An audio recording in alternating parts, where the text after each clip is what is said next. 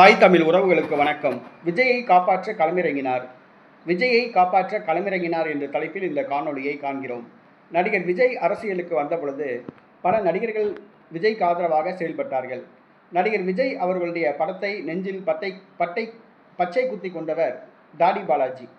தாடி பாலாஜி தமிழக வெற்றி கழகத்தின் 2வது மாநில மாநாட்டில் கலந்து கொள்ளவில்லை. தனக்கு உடல்நலம் சரியில்லை என்று கூறினார். தாடி பாலாஜிக்கு கட்சியில் முக்கிய பதவி வழங்கப்படும் என்று எதிர்பார்க்கப்பட்டது.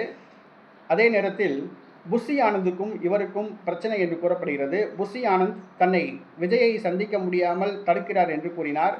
புஷி ஆனந்த் மீது பல குற்றச்சாட்டுகளை பலர் கூறி வந்தனர். புஷி ஆனந்த் மீது தாடி பாலாஜி கடுப்பாக உள்ளார். விஜய்க்கும் தனக்கும் இடைவெளி ஏற்பட காரணம் புஷி ஆனந்த் என்று கருதுகிறார்.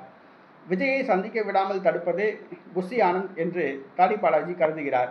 வருகிற 3வது நடைபெற்று முடிந்த தமிழக வெற்றி கழக மாநாட்டில் கூட தாடி பாலாஜி கலந்து கொள்ளவில்லை. இவர் சமூக வலைதளங்களில் கருத்துக்களை பதிவிட்டுள்ளார். நடிகர் விஜய் அவர்களுடைய பேச்சு தாக்கத்தை ஏற்படுத்தவில்லை என்று கூறியுள்ளார்.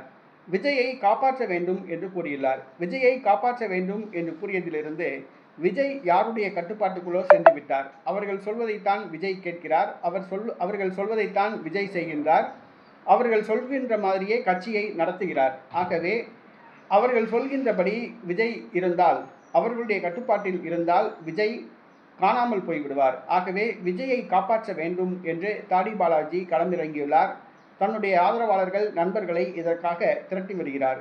விஜயை புஷி ஆனந்திடமிருந்து காப்பாற்ற களமிறங்கியுள்ளார் நடிகர் தாடி பாலாஜி.